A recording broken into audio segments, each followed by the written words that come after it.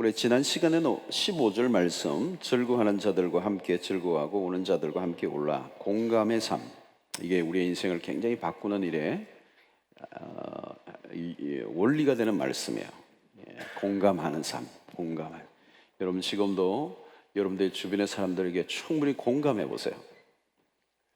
그의 감정 안으로 들어가서 그가 느끼는 감정에 함께 기꺼이 공감하고 같이 그 감정을 느낄 수 있다면 여러분 관계가 풀려요. 어마어마한 역사가 일어나요. 그런 삶을 살면 앞으로 하나님이 그를 사용하세요. 옆에 있는 고통하는 사람에게 내가 그 고통이 느껴지고 그 반응하는 인생을 살면 그게 사명자로 가는 거거든요. 이 세상은 모두가 고통과 아픔의 문제로 다 겪고 있는데, 모두가 자기의 아픔에만 갇혀 있는 삶을 살아가는데, 자기의 아픔이 아니고 그 사람의 아픔에 들어가서 함께 공감할 때 놀라운 일들이 일어나요. 자, 오늘도 이 말씀이 오늘 18절 말씀을 한 구절만 우리가 살펴보려고 하는데, 할 수 있거든 너희로서는 모든 사람과 더불어 화목하라. 하나님이 우리에게 하나의 삶의 하나의 이정표예요. 이런 말씀들은 하나의 우리 인생을 살아가는데 계속 기준이 되는 말씀이에요. 할 수 있거든 너희로서는 모든 사람과 더불어 화목하라. 네, 이 말씀입니다. 여러분, 죄로 인해서 우리에게 가져온 불행이 있죠. 인류 최초의 죄로 인해서 우리에게 찾아온 불행은 여러 가지가 있지만 가장 핵심적인 불행은 관계의 단절이에요. 관계의 단절. 관계가 깨어진 것입니다. 죄가 찾아오면서 찾아온 인간의 불행은 이 관계가 깨어진 거예요. 불화가 시작되었습니다. 아담과 하와의 관계가 그 안에 불화가 찾아왔죠. 갈등이 일어나고 서로에게 책임 전가하고 내 살 중에 살이요 내 뼈 중에 뼈다, 이렇게 이 아담이 하와에게 얘기했던 그런 관계였죠. 그런데 죄가 찾아오니까 그 에덴 동산의 친밀한 관계가 깨어지는 거예요. 또 그 자녀인 가인과 아벨의 관계에 뭐가 일어납니까? 가인이 아벨을, 동생을 죽이는 형제의 살인 사건이 일어나요. 이 죄가 가져온 것이 관계를 깨는 것입니다. 관계를 깨는 것이 이런 불화로 끝나는 게 아니고 살인으로까지 갈 수가 있어요. 가족 관계. 창세기에서 이 사건을 우리에게 다루는 것은 하나의 히스토리로 끝나는 거 아니고, 이런 이야기 속에서 우리는 뭘 발견하느냐면 오늘 우리의 삶 속에서도 이 일은 재현될 수 있다는 것이죠. 왜? 죄가 우리 안에 있기 때문에. 아담과 하와에게, 그리고 가인과 아벨에게 있었던 그 죄성은 오늘 우리에게도 있는 거예요. 이 가인이 가지고 있는 그 분노, 그 동생에 대한 시기심, 그 안에 있는 그 미움들, 정오심, 이런 것들이 가인에게만 있는 게 아니에요. 오늘 우리에게도 있는 거예요. 왜요? 죄가 침입했기 때문에. 그 죄가 들어오면 모든 관계가 깨어진다는 거예요. 오늘 여러분 끊임없이 이런 관계 안에 긴장감이 있는 겁니다. 여러분 돌아오시면 우리 주변에 긴장감이 없는 관계란 없어요. 지금 아무리 가까운 친구 관계도 긴장감이 있어요. 아슬아슬할 때가 많아요. 별말 아닌 것에 한 방에 날아갈 수도 있어요. 옆에 있는 분들 조심하세요. 우리 요즘 여러분 부모와 자녀의 관계도 마찬가지예요. 여러분 10년, 20년째 안 만나는 부모 자녀 간도 있어요. 안 만나는 정도가 아니에요. 칼을 가는 자녀도 있어요. 여러분 이게 뭐예요? 여러분 죄가 들어온 거예요. 관계가 깨어진 거. 이게 모든 삶의 영역에 우리가 일평생 우리의 삶 속에 찾아오는 위기예요. 위기. 위태위태해요. 관계들이. 여러분 신혼부부가 막 깨알같이 막 쏟아지는 그냥 너무너무 좋죠. 어떻게 될지 몰라요. 미안하지만 잘 살았으면 좋겠지만, 제가 여기 와서는 주례를 못해서 좀 안타까운데, 하여튼 호주에서 주례할 때는 기도를 열심히 해주는데 둘이는 너무 지금 너무 좋아. 그런데 힘들 거다. 내가 힘들 거다. 말은 안 하는데 힘들 거야. 여러분 신혼부부만 그래요, 여러분? 신혼부부 안에 긴장감이 없습니까? 아슬아슬 위태위태한 게 얼마나 많아요, 여러분. 안 해봐서 잘 모르시죠? 여러분 일평생 살았던 사람도 마찬가지입니다. 요즘 황혼이혼 많잖아요. 황혼이혼 수십 년 함께 살고 자녀들 다 키웠는데 헤어져요. 여러분 이 세상을 들여다보면 전쟁터예요. 사실은 다툼이 끝이 없어요. 사람과 사람과의 관계가만 아니죠. 가정에서만 일어나는 게 아니고 나라와 나라 간에, 나라 안에서도 여러분들 얼마나 많습니까? 우리나라 여러분 보세요. 신문 보면 시끄럽죠, 여러분. 우리 남북의 갈등만 아니고 동서가 있잖아요. 세대 간, 이념 간, 계층 간, 지역 간, 요즘 뭐 정당 간. 사탄은 지금도 아담과 하와의 사이에 끼어들어 죄를 짓게 하고 갈라놓은 것 같이, 오늘 또 사단의 하는 주사역이 뭐냐면 사람들과의 관계 안에 들어가서 그 관계를 깨는 것이에요. 여러분 어디를 가도 싸움이 벌어지고 있죠. 여러분 침묵해 하면 뭐 침묵해 깨진 침묵 한두 개가 아니야. 침묵하다가 침몰한 데가 한두 군데가 아니야. 교회에서는 여전도에서 사랑의 바자회 하다가요 싸우는 일들 많아요.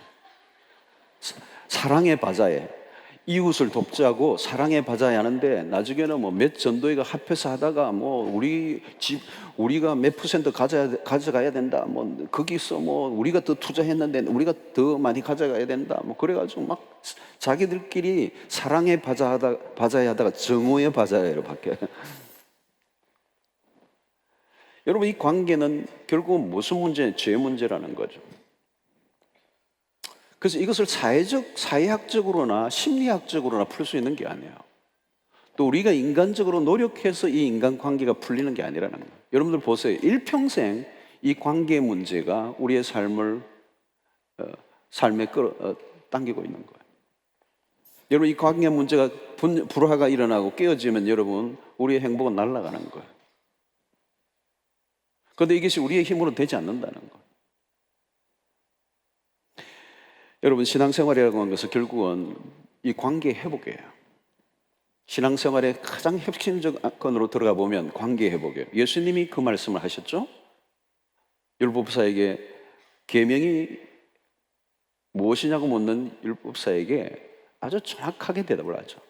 첫째는 하나님을 사랑하는 것이고, 다음에는 이웃을 내 몸과 같이 사랑하는 것이다. 첫 번째는 하나님을 사랑하는 것이고 내 이웃을 내 몸과 같이. 그 말은 뭘까요? 관계예요, 관계. 하나님과의 관계가 회복되고 이웃과의 관계가 회복되는 것. 그것이 가장 중요한 계명이라는 거예요. 하나님의 말씀이라는 거예요. 결국 여러분 십계명도 들어가 보세요. 십계명 안에는 뭐예요? 하나님과의 관계, 이웃과의 관계예요. 그 관계가 깨어졌는데 죄로 인하여 그것이 회복되는 관계라는 거죠. 그래서 신앙생활을 하면 할수록 우리에게 무슨 일이 일어나야 되느냐면 옛날에 꼬였던 관계가 회복되고 옛날에 굉장히 미숙했던 관계가 성숙해져 가는 거예요. 관계의 변화가 일어나야 돼요. 관계의 변화가 일어나지 않으면 우리가 신앙의 핵심 안으로 들어가지 못하는 거예요. 예수 그리스도가 이 땅에 오신 이유는 뭐야? 우리의 관계를 회복시키기 위해서. 우리에게 막힌 담을 헐어버리시고 하나님과 우리의 관계를 회복시키시고 이웃과의 관계를 회복하기 위해서. 하나님 그분은 평강의 왕으로, 샬롬의 왕으로 우리 가운데 오신 거죠. 그래서 오늘 이 말씀 속에 할 수 있거든 너희로서는 모든 사람과 더불어 화목하라. 이게 어떻게 가능하냐? 여러분 오늘 바울이 우리에게 말씀하고 있는 오늘 이 로마서 12장은 앞부분과 연결되죠. 우리가 앞부분에 살펴보았던 것처럼 로마서 1장부터 11장까지의 그 교리에 관한 부분에서 핵심은 뭡니까? 복음을 얘기하잖아요. 복음을 통하여 우리를 구원하신 그 말씀들이, 복음의 내용들이 앞에 있어요. 너희로서는 모든 사람과 화목하라는 이 말씀은 우리의 결심만으로 되는 것이 아니고 복음의 기초 위에서 가능한 것입니다. 예수 그리스도로 말미암아 하나님과의 관계가 회복된 사람들에게 일어나는 것이죠. 그렇다면 이것이 실제적으로 우리의 삶 속에 가능한 삶을 살게 하기 위해서는 복음을 우리의 삶 속에 구체적으로 경험하는 것이 필요합니다. 복음으로 멀어지면 우리의 삶은 꼬이기 시작해요. 그러나 복음을 깊이 경험하고 복음 안으로 들어갈 때 그 복음이 우리의 삶의 변화를 일으킵니다. 그래서 여러분, 우리의 모든 인간관계에 풀어가는 핵심은 뭐냐면, 언제나 여러분 어떤 사람과의 관계가 문제가 일어나면 그 사람과의 관계가 아니에요. 그 사람과의 관계가 아니고 그 사람과의 관계에 불편함을 일으키게 만드는 내 안에 어떤 문제가 있는 거예요. 결국 죄라는 것은 뭡니까? 죄는 자기 안에 모순을 안고 있는 거예요. 존재론적으로 자기 안에 갈등을 갖고 있는 거예요. 그래서 로마서 7장의 말씀처럼 내가 원하는 바 선은 행치 않고 원치 않는 바 악을 행하는 그 자기 자신의 내면의 갈등이 있는 거예요. 내 안이 편치 않아요. 내 안이 평화롭지가 않아. 내 안에 실존적으로 내가 하나로 일치를 이루지 않아요. 내 안에 모순을 안고 있단 말이에요. 그러니까 내가 편안하지 않는 죄로 인하여서 하나님과 깨어진 관계 속에 있는 내 안에 일어난 이 불화, 그런 상태로는 다른 사람과 온전한 관계를 할 수가 없어요. 그래서 에덴 동산에 일어난 죄로 인하여 가장 일어난 심각한 1차적인 관계의 깨어짐은 하나님과의 관계. 그 하나님과의 관계가 깨어졌기 때문에 모든 게 다 깨어진 거예요. 그 다음에 일어나는 게 뭐예요? 내 안에 내가 깨어진 거예요. 그게 갈등이죠. 그러면 여러분, 다른 사람들과 관계를 우리가 온전히 할 수 있겠어요? 불가능한 거예요. 이 복음이 우리에게 주는 축복이 뭐냐면 내 안에 변화를 일으키는 거예요. 내 안에 하나님과의 관계의 회복을 통해서 내 안에 평화가 오는 거죠. 내 안에 갈등들이 사라지고 내 안에 안정감이 찾아오는 것입니다. 내 안에 회복이 일어나는 거예요. 그 내적 변화가 우리 안에 일어나는 것입니다. 그래서 우리는 언제나 접근하려고 할 때 이 죄 문제를 청산하는 그 청산되고 하나님과의 관계가 회복될 때 내 내적인 갈등이 해결되면서 비로소 다른 사람들과의 관계 안에 평안이 흘러가는 역사예요. 그래서 우리는 인간관계가 일어날 때, 관계의 문제가 일어날 때 언제나 접근해야 할 방식은 그것을 어떤 인간관계의 문제가 아니라 영적인 문제로 바라봐야 된다는 거예요. 그래서 여러분들의 가족들의 관계 속에서나 여러분들의 교우와의 관계 속에서 뭔가 문제가 일어날 때는 우리가 어디로 가야 되죠? 하나님과의 관계로 나가야 되는 거죠. 하나님과 나와의 관계에 화해가 일어나는 일들이 일어날 때 비로소 우리 안에 사람들과의 관계에 평화가 일어날 수 있는 거죠. 그래서 로마서 5장 1절에 보면 중요한 것이 뭐냐면, 그러므로 우리가 믿음으로 의롭다 하심을 받았으니 우리 주 예수 그리스도로 말미암아 하나님과 화평을 누리자. 이게 중요한 것은 우리가 예수 그리스도의 복음을 매일의 일상에서 경험하는 게 중요해요. 복음의 단검질을 일상 속에서 하는 거죠. 여기 하나님과 화평을 누리자라고 하는 이 말씀이 참 중요해요. 현재적인 것이에요. 복음을 현재적으로 누리는 것. 그냥 복음을 하나의 교리적으로 이해하는 게 아니고 그냥 머리로 그 복음을 아는 정도, 이해하는 정도가 아니고 그 복음을 실제적으로 내 삶 속에 경험하는 것이에요. 여러분, 하나님의 사랑을 머리로 이해하는 것이 아니라 내 삶으로 온몸으로 경험하는 게 중요해요. 그래서 하나님이 나를 얼마나 사랑하셨는지, 그 사랑이 얼마나 깊은지 그것을 경험하는 것입니다. 여러분, 하나님이 우리를 사랑하신 그 사랑을 우리가 온전히 경험할 때 비로소 우리는 다른 사람에게로 나아갈 수가 있게 되는 것이죠. 여러분, 우리가 사람을 사랑할 수 있는 그런 법을 배워본 적이 없어요. 세상 속에서 어떻게 사랑하는지를 알 수가 없어요. 우리가 어떻게 사람들과의 관계를 회복시키는지에 대해서 우리가 아는 게 없어요. 그런데 그것을 가르쳐 주신 분이 계시죠. 하나님이세요. 하나님이 복음을 통하여 우리에게 어떻게 사랑하는가를 가르쳐 주셨어요. 그 사랑이 뭐죠, 여러분? 무조건적인 사랑이죠. 여러분, 하나님의 사랑에 많은 특징들이 있지만 가장 중요한 특징 중에 하나는 무조건적인 사랑이에요. Unconditional love예요. 무조건적인 사랑이 어떤 거죠, 여러분? 따지지 않는 사랑이에요. 따지지 않는 사랑. 하나님이 우리를 사랑하시는데 전혀 따지지 않고 일방적으로 우리의 모습 그대로 인정하면서 하나님의 아들을 죽이면서까지 우리를 사랑하신 그 사랑이야. 그 사랑을 경험하는 거죠. 여러분, 이 사랑을 경험하게 될 때 그 사랑 안에서 우리가 다른 사람을 어떻게 사랑하는가를 배우게 되는 것입니다. 여러분, 이 세상은 전부 다 뭐죠? 율법이에요. 율법. 율법으로 살아가는 거죠. 가정에 들어가도 율법이에요. 우리가 신앙생활을 하는 모든 영역에서도 잘못하면 우리 율법으로 가는데, 율법은 뭘까요? 따지는 거잖아요. 따지는 거. 허물을 덜쳐내고 지적하고 판단하고 정죄하고. 여러분, 그 안에서는 소망이 없죠. 여러분, 오늘 여러분 우리에게 모든 그 불편함들, 불화가 왜 일어나죠? 왜 갈등들이 일어나는 거죠? 율법이 있기 때문에, 율법으로 다가가기 때문에 그런 것이죠. 그러나 여러분, 우리가 복음을 깊이 경험하면 그 율법을 내려놓고 하나님이 우리를 사랑하셨던 그 사랑의 방식으로 다른 사람을 사랑하기 시작하는 거죠. 근데 이게 여러분 그냥 되는 게 아니에요. 머리로 이해한다고 되는 게 아니고, 그 복음을 실제적으로 내가 깊이 경험하는 것입니다. 그 경험은 뭐야? 그 경험을 통해서 하나님의 놀라운 사랑을 내가 경험하는 거예요. 나 같은 죄인을, 나 같은 모순과 허물투성인 나를 하나님이 일방적으로 따지지 않고 사랑해 주신 그 사랑에 내가 완전히 휩싸이는, 그래서 나 같은 죄인을 이처럼 사랑하신 그 사랑에 완전히 빠져들어갈 때 그 사랑의 힘이 나로 하여금 회복시키고 관계의 회복을 열어주는 거예요. 그래서 바울은 오늘 우리에게 얘기하려고 하는 것은, 어떻게 여러분 우리가 모든 사람과 더불어 화목할 수가 있겠어요?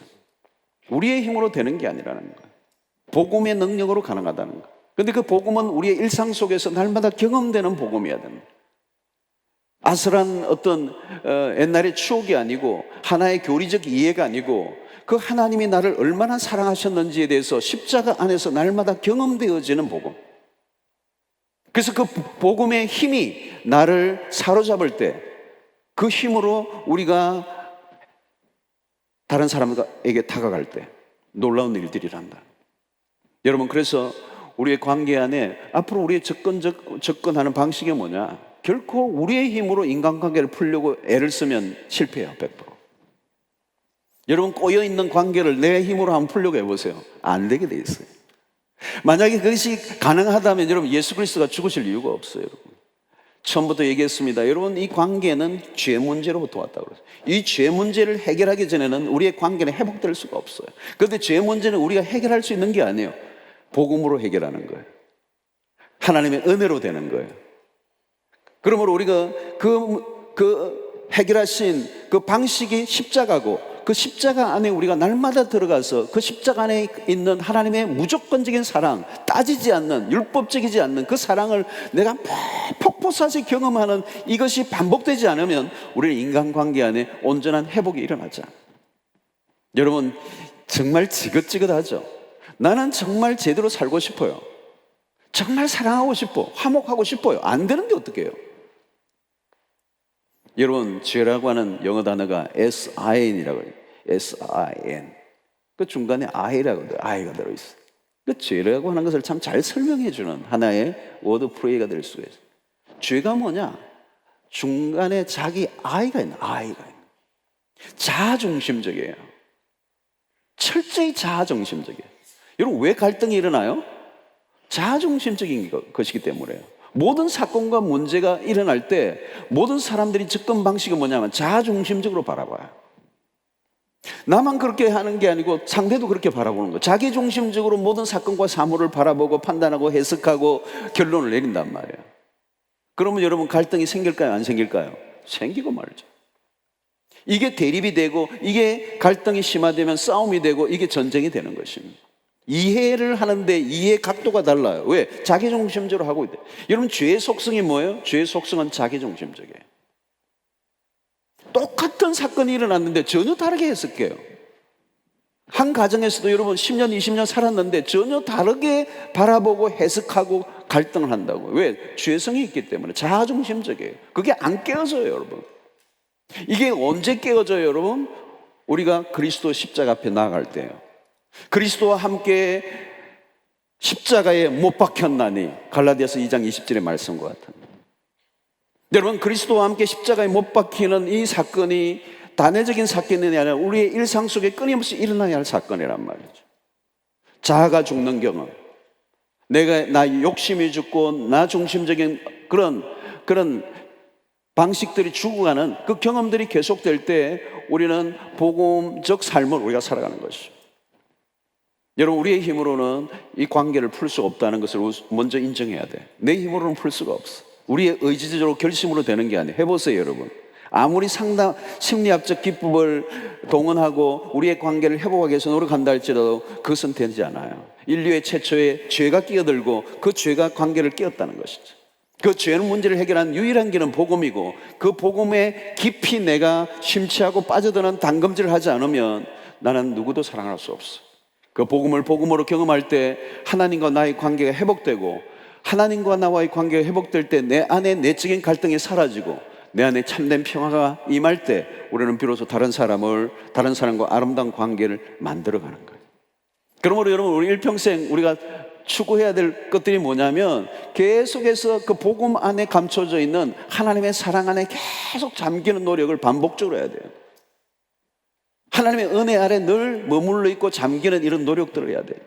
그러면 그 안에서 나도 모르게 다른 사람을 용납하고 사랑하고 이해하고 그를 품고, 내 중심이 아니고 그의 관점에서 바라보고 그를 이해하고 용서할 수 있는 마음이 흘러나오는 거예요. 여러분, 이런 분의 7번이라도 용서하라고는 예수님의 그런 말씀들이 뭐예요? 복음을 경험하지 않은 사람은 이해할 수 없는 거예요. 불가능한 얘기. 여러분, 오늘 우리는 험난한 인생을 앞으로도 살아야 돼요. 그런데 살아가는 우리의 삶의 모든 그 길들 속에 수없는 만남이 있습니다. 수없는 나와 다른 사람들과의 만남 속에 아름다운 화목을 이루어가는 것, 이 화목이 깨어지면 우리에게 진정한 행복은 불가능해요. 그 화목을 이루어가야 되는데, 그 화목을 이루어가는 가장 결정적인 힘은 어디에 있느냐? 복음이라는 거예요. 십자가의 은혜라는 거예요. 하나님의 사랑이라는 것입니다. 그래서 그 복음 안에서 하나님과 나와의 관계가 날마다 회복되는 화평의 관계를 이루는 그 경험들이 계속 있지 않으면 누구하고도 부딪히게 돼 있어. 왜? 나도 나와 부딪히고 있기 때문에.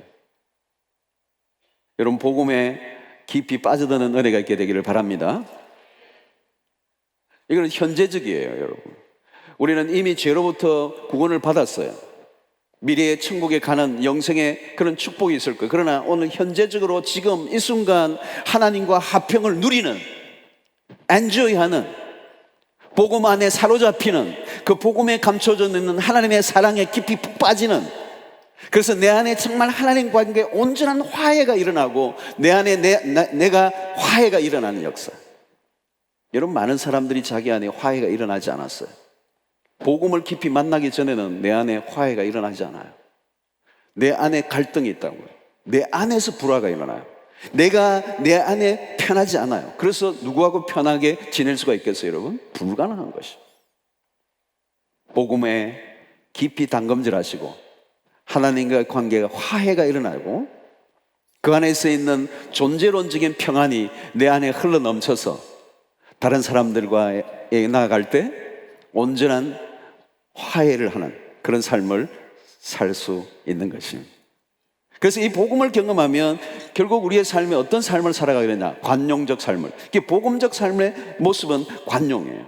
그래서 오늘 이 18절에 보면 할 수 있거든 너희로서는 모든 사람과 더불어 화목하라 라고 얘기할 때 여기 모든 사람과 더불어, 바울은 모든 사람과 더불어 그랬어요. 그냥 하나님이 할 수 있거든 화목하라 이렇게 했으면 좋겠는데 모든 사람과 더불어 이렇게 기록해놨어요. 걸려요, 이게. 모든 사람과 더불어? 아니, 그 인간도 갑자기 떠오르는 인간이 생겨. 그 인간도 사랑하란 말이야. 모든 사람과 더불어? 생각만 해도 오싹한 느낌이 드는 거예요. 그런데 여러분, 여기서 바울이 모든 사람과 더불어라고 할 때 이것은 우리의 그냥 자연적인 인간성에 기초한 말씀이 아니고 복음의 그 힘, 복음의 광폭, 그 복음의 능력, 그걸 말하는 거예요. 복음은 우리로 하여금 어느 정도까지 사람들을 관용하고 품게 만드느냐? 경계선이 없다는 거예요. 모든 사람. 바울은 전후 문맥 속에서 이미 우리가 가까운 형제 자매는 물론이고 원수까지도 품어야 된다는 것을 말씀했어요. 그죠? 원수까지도 사랑을 하고 베풀고 축복하라는 거예요. 이것은 여러분, 예수 그리스도가 이미 우리에게 복음을 통해서 보여준 모습이에요. 하나님이 우리와 원수였어. 원수지간이었어. 하나님과 우리는 원수지간이었어. 그런데 하나님이 아들을 보내셨어요. 원수를 어떻게 대하셨는가를 우리에게 보여주죠. 예수 그리스도 마찬가지죠. 십자가상에서 죽이는 원수들을 품으셨어요. 여러분, 오늘 우리의 삶 속에서 이런 모습이 드러나야 된다는 거예요. 경계선이 없이. 여러분, 우리가 진리의 문제는 우리가 관용해서는 안 되지만 비진리에 관해서는 우리가 관용적 태도를 가져야 돼요. 여러분, 사람들과 관계 속에서 복음을 경험한 사람들은 이제 좀 더 관대하고 좀 더 여유롭고 부드러운 모습을 보여야 돼요. 이게 여러분, 사람들과 화목된 삶을 살아가는 우리의 삶의 방식이에요. 예수 믿는 사람이 너무 깎아지르고 너무 빈터먹고 너무 경직돼 있고 완고하고 고집이 세고 융통성이 하나도 없고 단어가 딸리네. 단어가 딸리네. 그런 모습으로 보여서는 안 된다는 거예요.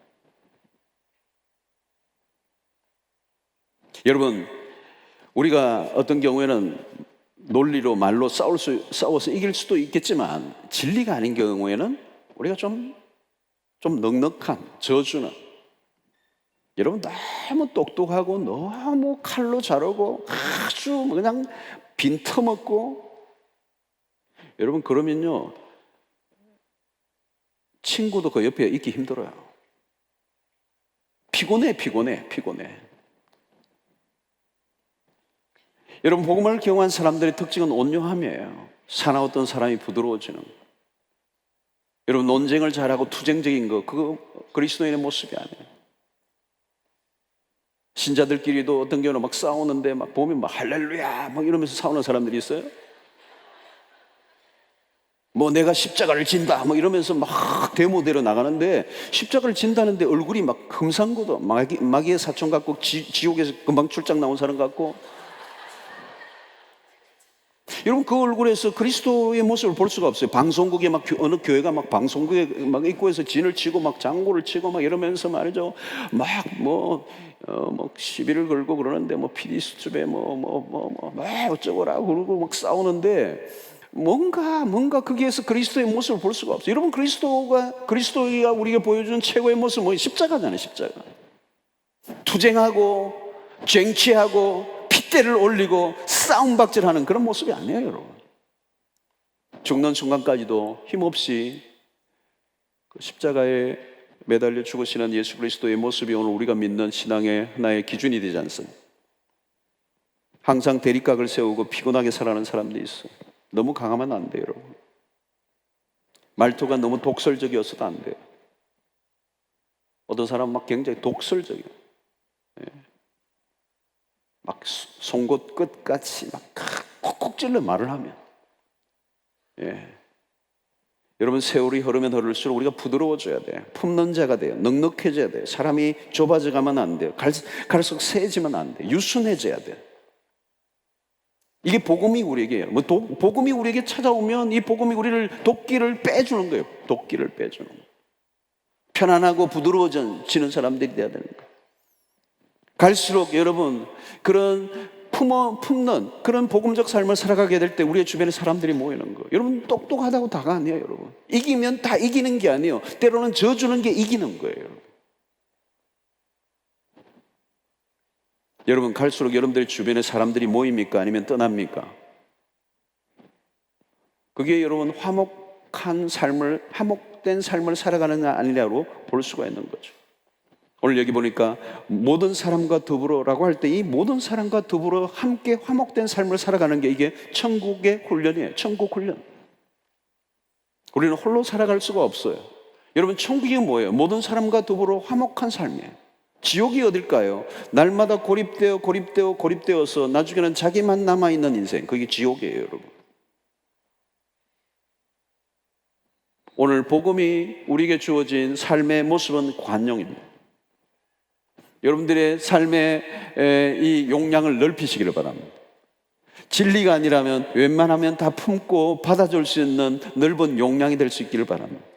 왜 바다가 되죠? 모든 물들을 다 받아들이기 때문에. 그게 바다가 되는 거예요.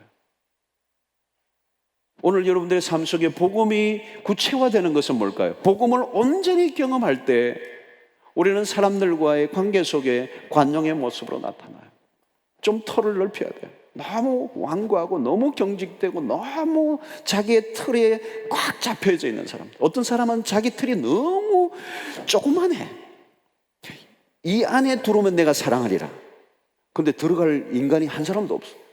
너무 좁아가지고. 결혼하면요, 자기 자식도 그 안에 못 들어와. 이게 기준이 너무 좁아. 그러니까 가출하는 거 아니에요? 왜 가출을 해요, 자녀가? 자기의 가족도 품을 수 없는 아주 좁은 가슴. 너무 왜곡된 시각, 편협된 사고, 경직된 하트를 가지고 있으면 안 된다는 거예요. 오늘 여기에 바울은 우리에게 복음을 경험한 사람들은 모든 사람과 더불어 오늘 지금 이 말에 모든 사람과 더불어 할 때 굉장히 불편함을 느끼는 분들이 있어요. 오늘 그분들과 일본말로 쇼부를 내시길 바라요. 피자 한 판 놓고 끝장을 내든지 우리 잘해보자. 복음은 우리를 관용의 삶을 살게 해요. 품게 만든다는 거예요. 자, 그리고 오늘 이 말씀을 통하여 우리에게 주는 메시지 마지막은 뭘까요? 어떤 경우에도 원수를 맺지 말라는 거예요. 여러분, 바울은 원수까지도 사랑하라고 했어요. 인간관계에서 복음은 굉장히 적극적이에요. 여러분, 우리가 어떤 사람과 삶이 꼬이면 악연이 되고 원수의 관계가 되면 진절머리가 나죠. 이 인간하고 이제 끝장을 내야지. 빨리 헤어지고 싶어. 아주 그냥 연을 끊고 싶어. 그렇게 되면 빨리 헤어지고 싶고 끝내고 싶을 때는 어때요? 막말을 하죠. 막장 드라마를 쓰는 거예요. 그냥 쏟아붓는 거예요.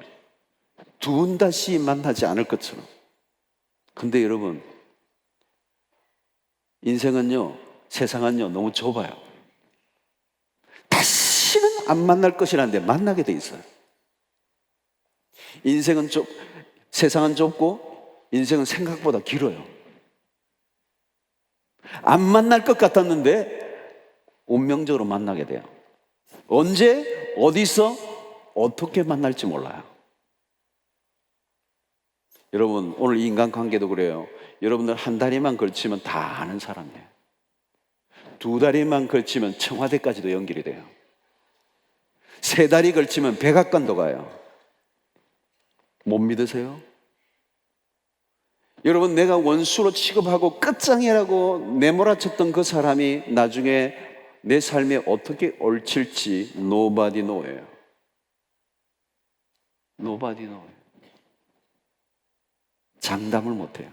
인생은 갑이 을이 되고 을이 갑이 되기도 해요. 인생은 수없는 엎치락 뒤치락이 일어나요. 지금의 장면으로 지금의 모습으로 딱 스탑이 돼 있으면 좋은데 그렇지 않아요. 인생은 끊임없이 움직여요. 관계는 끊임없이 만나고 헤어지면서 수없는 역학구도가 일어나요. 그건 아무도 몰라요. 요셉의 인생, 여러분 성경의 인생들 보세요. 다니엘서를 보시라고. 다니엘을 죽이려고 했던 사람이 나중에는 먼저 죽어요.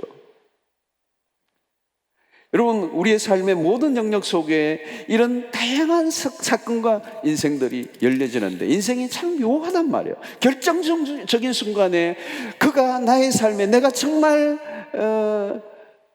내몰아치려고 했던 그 사람이 나중에 내 인생의 가장 절실한 순간에 어떤 도움의 손길이 될지 아무도 몰라요. 아니면 내 인생의 가장 격정적인 순간에 그의 한마디가 내 인생을 그냥 벼랑 끝으로 몰아설 수 있게 만드는 일들도 가능해요. 여러분, 우리의 인생을 너무 짧게 보면 안 돼요. 우리의 관계를, 그래서 바울은 오늘 뭐라고 표현해요? 할 수 있거든이라는 표현을 써요. 할 수 있거든. 이 말은 가능하다면, 웬만해서는, 바울이 이 표현을 쓰는 것은 우리의 인간관계가 얼마나 어려운가를 잘 알고 있어요. 그리고 우리의 한계도 이해하고 지금 하는 말이에요. 그러면서 무조건 화해하라고 말하는 게 아니에요. 그러나 우리가 할 수 있는 한 최선을 다하라는 권면을 하고 있는 거죠. 우리가 한계가 있지만 너무 쉽게 빨리 결론을 내지 말라는 거예요. 나중에 우리가 나는 최선을 다했다고, 그게 최선이었다고, 내가 할 수 있는 난 모든 것을 다했고 그 이상 내가 할 수 있는 길은 아무것도 없었다고. 그래서 나는 그때 그 상황 속에서 나의 베스트였다고 말할 수 있어야 돼요.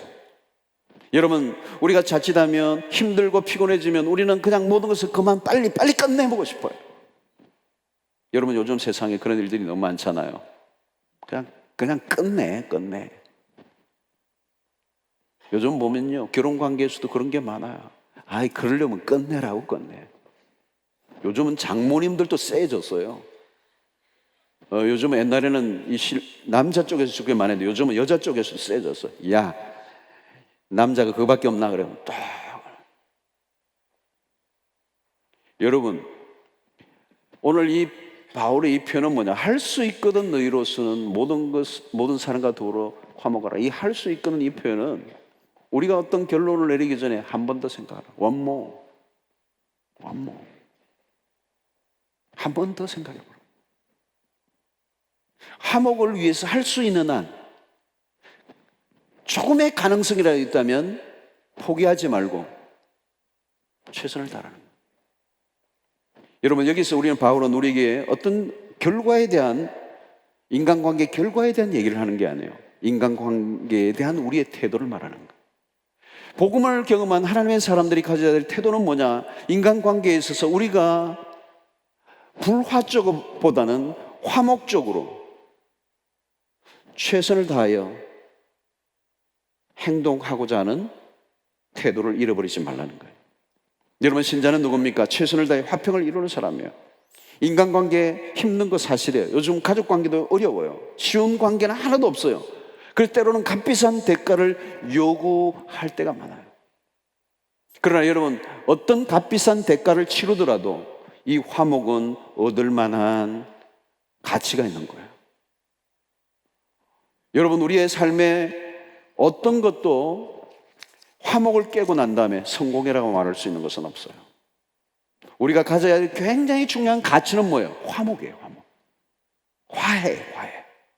평화를 이루는 거예요. 샬롬이에요. 복음이 우리에게 주는 궁극적인 목적이 뭐냐? 샬롬이에요. 그것이 하나님과의 샬롬이 결국은 우리의 이웃과의 공동체 관계 안에 샬롬이 일어나도록 하기 위해서 그리스도가 이 땅에 오셨어요. 우리의 관계 안에 다리를 놓으시고 우리를 온전히 회복되게 하는, 그 죄로 인하여 아담과 하와를 분리시켰던 그 관계의 깨어짐이 이제 복음 안에서 그리스도로 인하여 하나가 되게 만드는, 그것이 그리스도가 오신 목적이에요. 그러므로 오늘 우리가 살아가야 할 가장 중요한 가치가 그거예요. 그래서 마태복음 5장 8절에 5장 9절에 예수님이 팔복에 뭐라고 말씀하세요? 화평하게 하는 자는 복이 있나니 그들이 하나님의 아들이라 일컬음을 받을 것이다. 여러분, 하나님의 아들이라고 하는 일컬음을 누가 받는다고요? 화평하게 하는 자. 여러분, 이것은 굉장히 우리 주님의 그 하신 말씀의 의미가 있어요. 여러분, 세상 속에 화평하게 하는 자가 있을까요? 없어요, 여러분. 복음을 모르는데 화평하게 할 수가 있을까요? 못해요. 복음을 경험한 사람만이 할 수 있는 것이기 때문에 우리 주님이 팔복에서 화평하게 하는 자는 하나님의 아들이라 일컬음을 받을 것이다. 여기서 하나님의 아들을 일컬음을 받을 것이라고 하는 말은 단순히 하나의 신분적인 것을 말하는 게 아니고 하나님 아버지로부터 아주 존귀한 영예로운 위치에 하나님이 세워주시겠다. 화평하게 하는 자에 대해서 하나님이 어마어마한 하나님의 관심과 그리고 존귀 여겨주시는 그런 상급을 얘기하고 있는 거예요. 여러분, 오늘 우리의 삶 속에 하나님의 자녀됨을 드러내는 그 일이 무엇일까요? 화평하게 하는 자예요. 화목하게 하는 자예요. 여러분, 우리가 아무리 대단한 일을 이루어 놓았다 할지라도 화평이 깨어진다면 무슨 소용이 있겠어요? 여러분, 교회도 어떤 교회는 교회 지어놓고 막 싸워요. 여러분, 교회 짓고 멋진 교회인데 싸우면 뭐 하겠어요? 여러분? 여러분, 멋진 집에 피땀 흘려서 이사를 갔어요.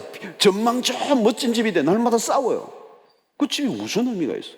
날마다 싸우고, 날마다 막 얻어맞아가지고 막 이렇게 선글라스 끼고 이렇게 다니고. 무슨 의미가 있어요? 출세를 했으면 성공의 자리에 가서 뭐예요? 화평하지 않은데. 여러분, 오늘 이것은 우리의 일평생 가져가야 될 주제 중에 하나예요. 여러분, 직장 생활도 사실은 힘든 게 일이 힘든 게 아니잖아요. 대부분 많은 사람들이 직장을, 좋은 직장에 갔는데 일찍 그만두는 많은 사람들의 통계를 내어보면 관계의 문제예요. 관계는 쉽지가 않아요. 우리의 힘으로 될 수 있는 것도 아니에요. 복음의 능력이 우리에게 임해야 되는 거예요. 하나님과의 관계의 화평을 날마다 경험하고, 그 안에서 내 안에 존재론적인 내 안에 화해가 일어나는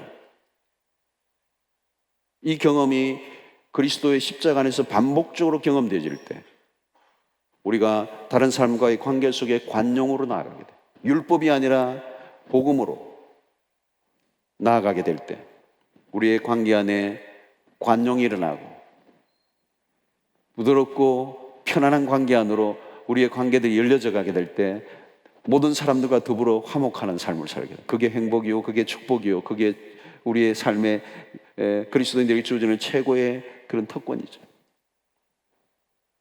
여러분, 오늘 죄의 힘이 계속 작동하고 있는 한 우리는 계속 나누어지고 깨어지고 원수가 될 수밖에 없어요.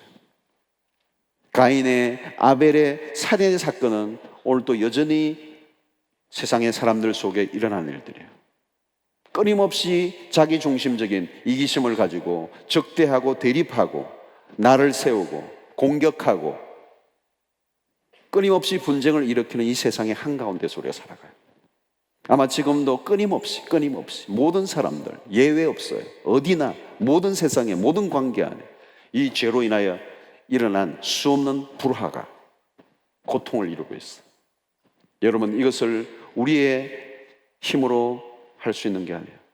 복음의 능력으로, 복음의 깊이 담금질하는, 하나님의 은혜의 세계에 푹 빠지는, 하나님의 사랑 안에 완전히 젖어드는 일상이 우리에게 일어나야 돼요. 오늘도 여러분들이 사람들과 관계에 굉장히 힘들어하는 분들이 있어요. 그 사람과의 관계가 아니에요. 그건 영적인 문제고 하나님과의 관계고, 여러분이 더 적극적으로 하나님의 은혜의 세계 안에 나아가지 않는다면 우리는 관계가 계속 깨어질 수밖에 없는 것입니다. 아무쪼록 이 복음 안에서 여러분들의 관계가 아름답게 회복되는 역사가 일어나기를 바라고, 또 여러분들의 삶을 통하여 피스메이커로서 모든 사람들 안에 들어가 화해자로 살아가는 여러분들, 분열을 일으키는 사람이 아니라 화해를 일으키는 화해자로 살아가는 여러분들 되시길 바라고, 가면 갈수록 모든 사람과 더불어 화목한 삶을 이루는 그런 천국을 이루는 역사가 여러분들에게 있게 되기를 바라겠습니다. 우리 찬양 하나 하고 기도하고 나가겠습니다. 사랑의 주님이 날 사랑하시네, 내 모습 이대로 받으셨습니다. 사랑의 주님이 날 사랑하듯이 나도 너를 사랑하며 섬기겠습니다. 아주 간단한 찬양인데요. 사랑의 주님이 날 사랑하시네, 내 모습 이대로 받으셨네. 사랑의 주님이 날 사랑하듯이 나도 너를 사랑하며 섬기리. 사랑의 주님이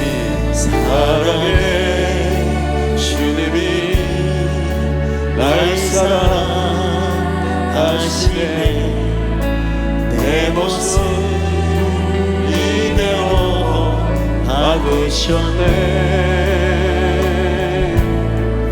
사랑의 주님이 날 사랑하듯이 나도 널 사랑하며 섬기리.